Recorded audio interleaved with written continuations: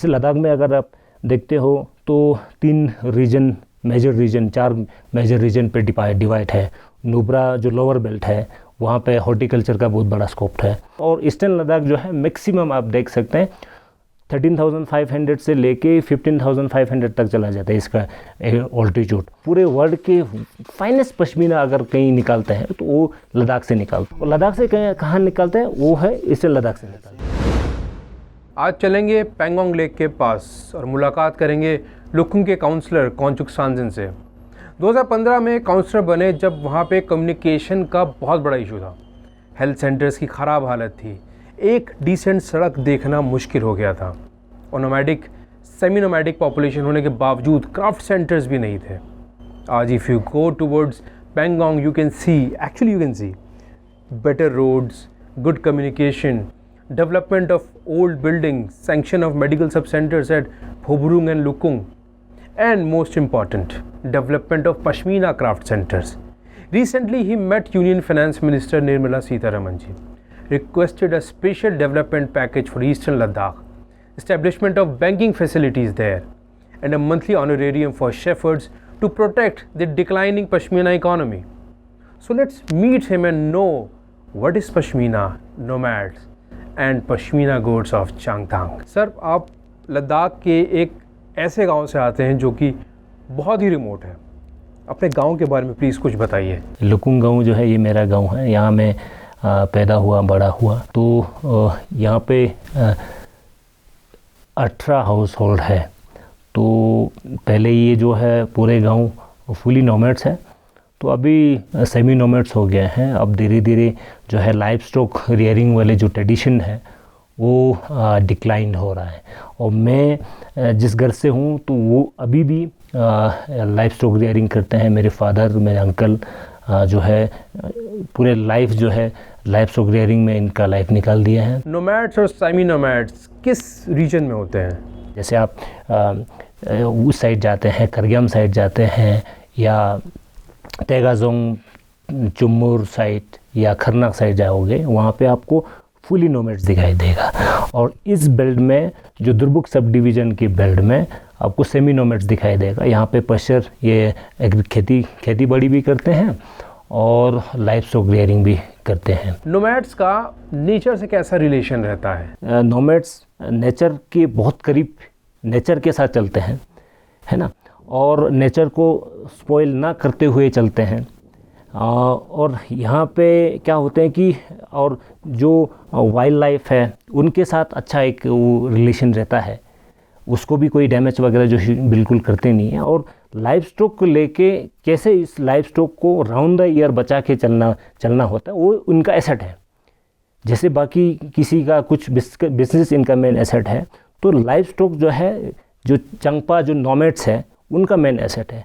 तो उसी को बचाने के लिए वो मूव करते रहते हैं। समर्स में अलग से चैलेंजेस होते हैं तो समर्स एरिया में चला जाता है, विंटर्स में विंटर्स एरिया में चला जाता है, जहाँ लोअर एरिया जहाँ पे प्रेशर की कमी ना हो उस एरिया में चला जाता है।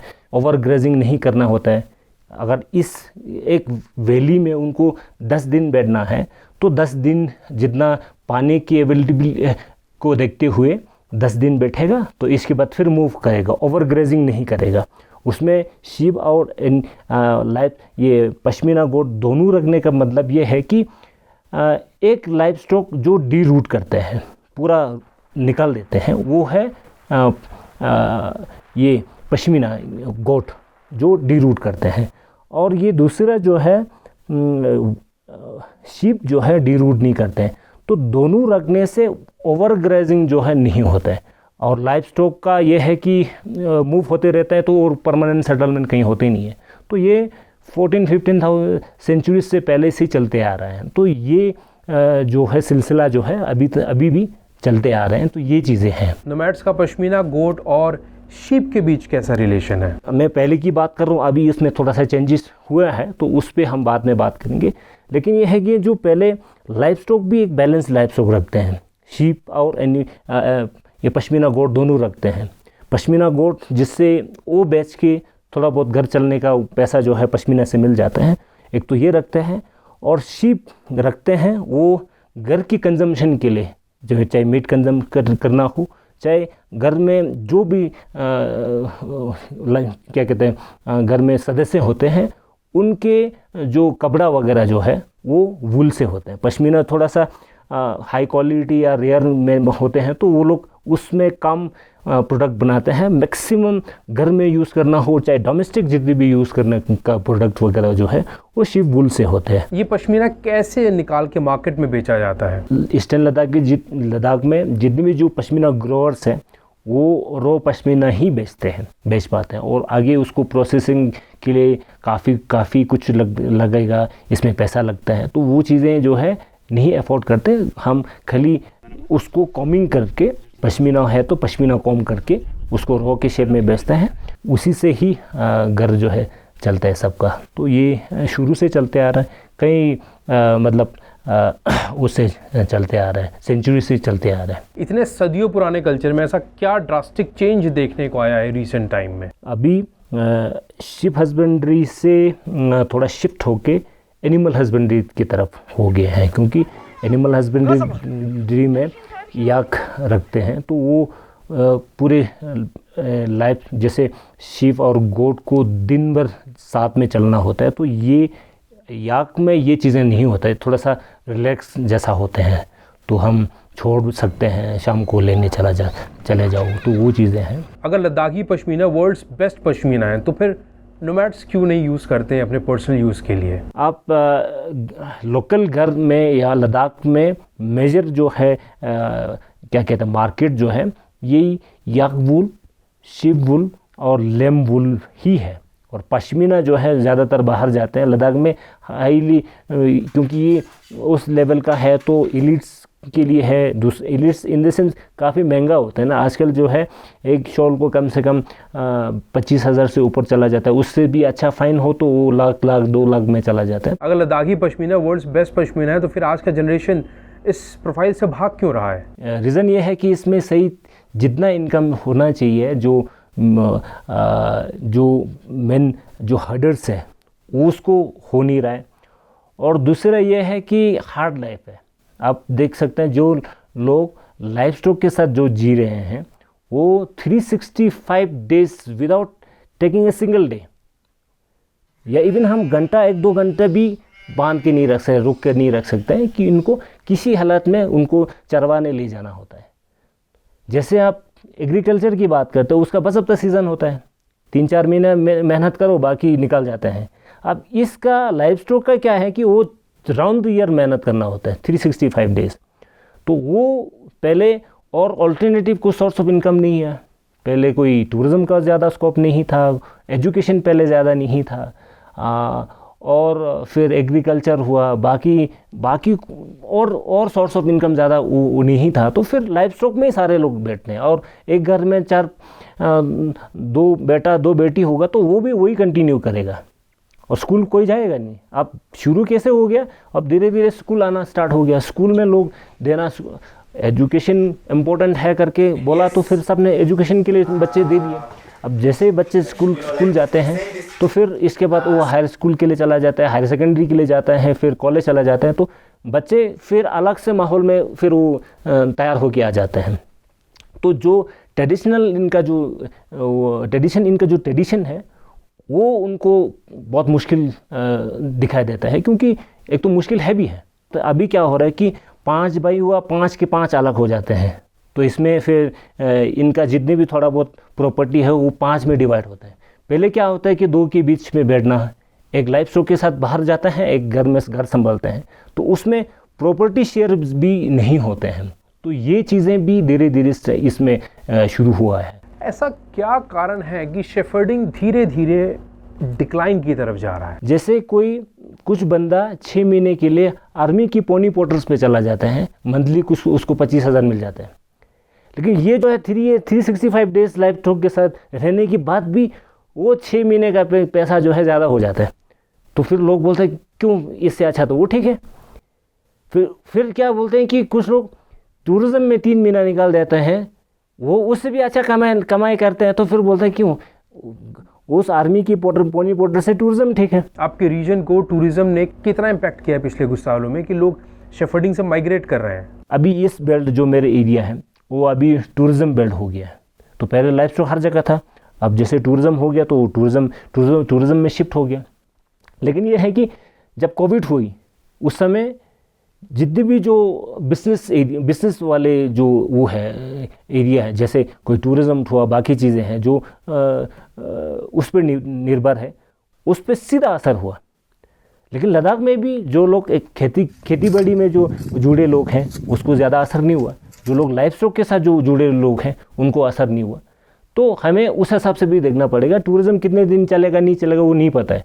अभी भी जहाँ पे फुली नोमैड्स है वहाँ पे मैंने पहले भी बताया, वहाँ पे अभी भी किसी के पास 1000 के लाइफ स्टॉक होंगे, किसी के पास 1500 लाइफ स्टॉक होंगे। उसमें वो दोनों रखते हैं, एनिमल हस्बेंड्री भी रखते हैं, शिप हस्बेंड्री की सारे लाइफ स्टॉक जो है रखते हैं। अब जहाँ पे ये मैं कह रहा हूँ कि सेमी नोमैड्स हो गया है, टूरिज़्म आ गया है, उस साइज में काफ़ी ज़्यादा डिक्लाइन जो है देखने को मिला है। तो ये चीज़ें हैं। तो इस तरह के माइग्रेशन को कैसे रोका जा सकता है? जैसे मैंने आपको बताया कि आप इसको रोकने का एक ही तरीका है कि इसमें रेयरिंग का जो वो प्रैक्टिस है उसमें तब्दीली लाना पड़ेगा, उसमें चेंजेस लाना पड़ेगा, है ना। जैसे हम यहाँ पे पूरे दिन के लाइफ स्टॉक को फीड करने के लिए 10 से 15 किलोमीटर की रेडियस में घूमना पड़ता है।